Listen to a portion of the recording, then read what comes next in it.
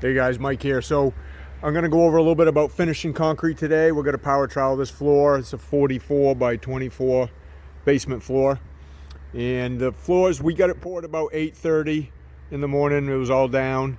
It's about 11 o'clock now. It was chilly this morning. It was probably like 45 degrees this morning. It's up to about 60 right now. So what we're going to do is we're going to talk a little bit about the power trowel on this first hit on float and the pitch of the blades and describe a little bit about what that does. So let's get down in there.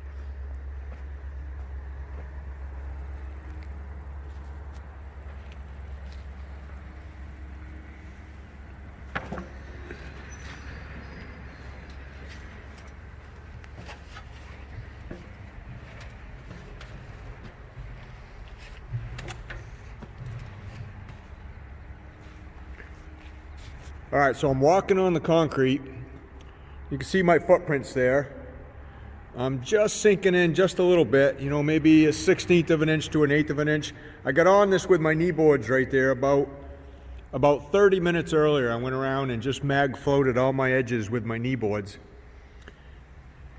But it was still a little too soft to get with the power trowel. So you can see my footprints.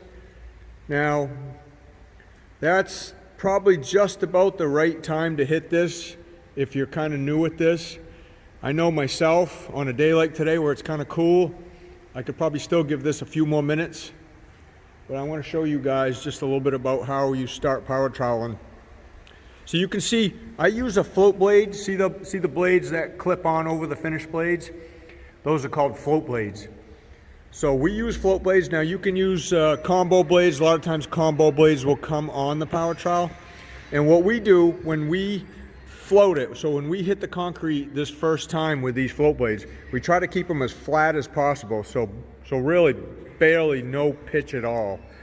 Now I'm gonna just take the tension. We always, when we clean the machines when we're done, we always drop the blades down as far as they'll go. So I like to just put some tension up on the blades just a little bit. So they're up maybe about an 1/8 of an inch. You can see that blade right there, an 1/8 to a 1/4 of an inch. Now they'll go up as high as about an inch if you really need them to, but we don't. The higher you bring them up, the more pitch you bring up on the blades, the more pressure it puts on the back of that blade, so the harder it presses down on the surface. And as the concrete gets firmer, as it hardens up here during the day today, you know, I slightly turn the pitch up on the blades if I need to, just to get the good smooth finish on it. And we'll do that a little bit as we go on here with the finished blades. But with the first pass with these float blades, we want to just keep them almost as flat as possible with just a slight pitch. So with the MBW here, I got my on and off button right there. So I got to turn that on like that. Here's the throttle. I give it just a little bit of throttle. And then over here I got to make sure that I usually choke it. See the gas on, so the gas is on, and then we choke it. Usually the first time we pull it over. There's another safety on and off switch right there. We always usually leave that on. So I'm going to give this a pull, and then we'll just start floating this thing, and we'll see, so you guys can see how this works. We're getting into the fall weather here, so we're getting some leaves that are starting to fall. But when you start this thing, you always want to grab hold of the handles. So you got to keep a good firm grip on the handles. If you let it go, you know, there's a good chance some handles are just going to spin on you, and you could get hurt that way. So you want to have one hand on the handle and then one hand obviously on the pull cord when you start it over. All right, we got it going here. Now I got it going really, really slow here. I'm going to speed it up here in a second. But I just want to show you guys what that does to the surface. See how it works up the paste on the surface? That's what you're looking for. You're looking for those float blades just to fill in any little dips, take out any little humps, and bring up a little bit more paste. So when you go to finish it with the finished blades, you get a nice smooth finish later on. So that's what you're looking for right there. Now what I'm going to do is I'm going to take this down to my right. And I'm going to speed it up just a little bit. Okay, I'm going to take this to my right. we always start by going to the right, and then our finish pass is always to the left. So I'm going to come down like this, then I'm going to go up, and then back to my left for my finish pass. You can see how those float blades are really making it easy to take out the bow float lines, fill in any little dips and humps. And that's just what they're designed to do. Now, all right, on my next pass, I bring it back down, and I want the top of the power trowel right at the bottom of that other pass I just made going to the right. You can see how I'm going down. And then my finish pass, I'm just going to go up halfway in between like this, and then bring it back to the left. And that's my pattern for finishing. I'm going to do that on each pass. Each time I come out to finish, though, I cross my pattern 90 degrees. So here I go, I bring it down, top of the power trowel right at the bottom of that other pass up there, and bring it across. Back up halfway. That's how we finish right there. This is the float pass. All right, I'm going to finish this up, and I'll check back in with you when it's time to do with the finish blade. All right, so we just finished up. You can see how I worked my way right back to this bulkhead here, where I can jump out. So this is where we'll be working our way back to on each hit. Now I'm going to have to give that, I'm guessing right now, about 30 minutes or so before I hit it again. But right now I'm going to get on my knee boards here. I'm going to show you how I go up this edge right here and trowel that, because this edge is getting a little bit of sun. You can see that one over there is in the shade, so that one's not drying as fast. But since I already got my knee boards out here, I'm going to grab my hand trowel, just go up that edge, get it nice and smooth, and get it ready for the next hit. So let's do that right now.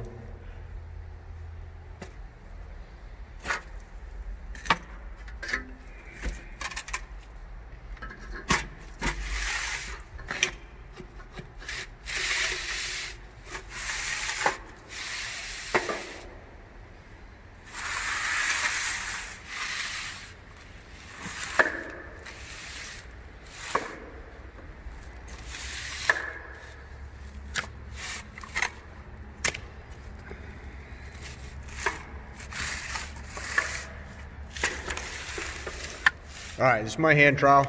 You can have a hand trowel that has square edges. It doesn't matter. They all work good. But you can see how I'm going to get the bottom of it clean first. But see the difference in that surface texture now? How smooth that hand trowel makes it compared to when I mag floated it right there. So we're going to go around and get all the edges that are in the sun anyway. Just get them down smooth so we can stay ahead of the game. When you're finishing by yourself, you always want to stay ahead of the game whenever you can, especially in the sun.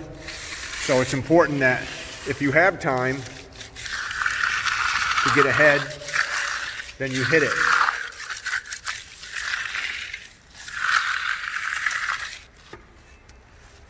So I'm going to go up and do that whole edge right there, and maybe even a little bit of that edge, then come back. And we'll let this thing sit for a while. So they've given this about a half an hour since the last time we hit it, which was the first time. And it's just about ready. You can see my footprints. I'm just barely leaving a footprint. That tells me it's not too wet. If I left a full footprint from my shoe, then it might be just a little too wet. You might want to give it a few minutes longer.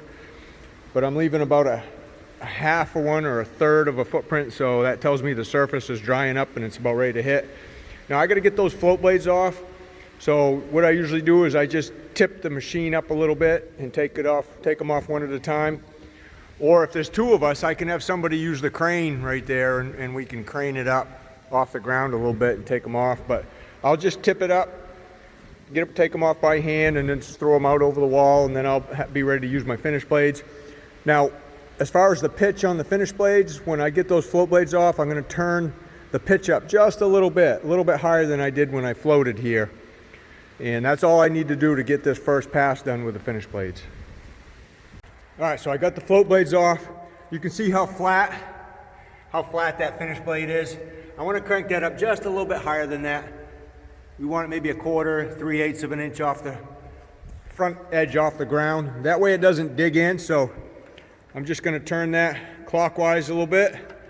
That cranks that blade up. That's just about where I want it. I can adjust that slightly up or down as I go, depending on how I feel it's working up the surface. But to start with, you know, when the concrete's still kind of green like this, you don't need them up too high. Or if they're up too high, you're just going to create more problems. You'll create humps, what we call swirl humps, where they'll just work up so much pace that they'll create a little hump, and those are hard to get out afterwards, so keep them as low as you can. All right, so this is the first pass with the lay down blades. I'm crossing my pattern 90 degrees, coming down to my right, picking it up, finish pass is to the left. You can see how those finish blades really smooth out the surface. I'm looking just to fill in all the voids. See how nice and smooth that is back behind the machine? Fill in all the little voids and the swirls from the previous pass with the float blades. Now if you're using combo blades, it's going to be the same thing. You're just going to tilt your combo blades up a little bit higher until you start seeing a little bit smoother pattern like this. You can see how that fills in those swirls from the float blades nice and easy. I got a few leaves here I'm dealing with. I'll dig them out as I go.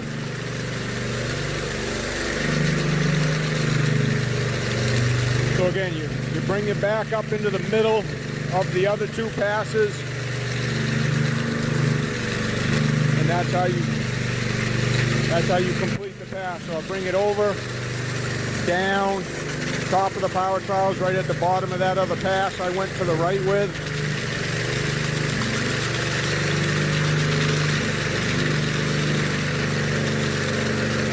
Bring it over, and then back up in the middle between the two of them. And I'm making sure everything's filled in as I go. Everything looks the same. If I see a little bit of a footprint there, I'll just go back, get it out. I want to make sure I fill in all the little, what we call ratty areas. Make sure everything looks like it's the same texture. See that rock hole right there? And the blade should fill that rock hole in. See that? Filled that rock hole right in. And we just keep going. That's the pattern.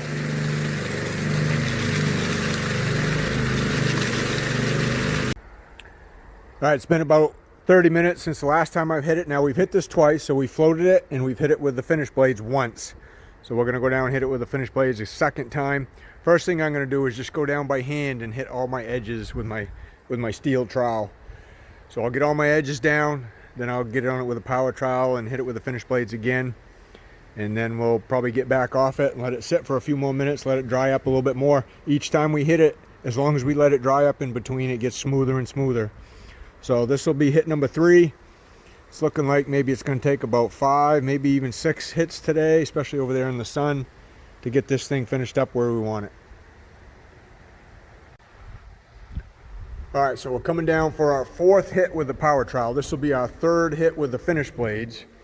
You can see the pitch on the finish blade. I got that up about 1/4 to 3/8 of an inch. I'm probably going to crank it up just a little higher for this hit here because the floor is getting really firm now. This edge right here, it's been the one in the shade, the sun the longest. That's probably going to shine out or burn out on this hit. That one over there has been in the shade all day, so it's not quite as dry over there. But we're going to hit this thing again. You can see right now my pattern's going this way, kind of east to west. So we'll turn it again. Every time we hit it, we turn it 90 degrees. That helps keep the floor nice and flat. But like I said, I'm going to crank the blades up just a little bit higher, get a little more pitch on them. That's going to help smoothen this out a little bit. Help the power trowel have a little less friction on the floor. The less blade that's touching the floor, the easier the power trowel is going to work. Let's get to it. Now you can see how smooth that's getting after this 4th hit on this edge. It's kind of turning black a little bit. that means that part is done. So it's slowly starting to dry here. Let's see if I can get this going and show you.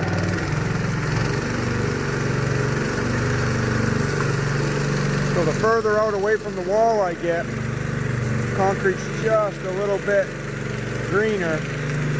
But you can see how smooth that's getting now after this fourth hit. For most of this floor, it's going to take at least one more hit, and that part over in the shade I showed you earlier, probably going to take 2 more hits over there.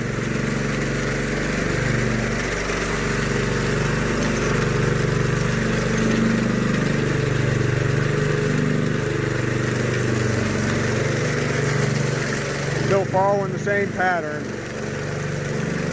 Down to the right, then you move up half a power trowel width and finish to the left.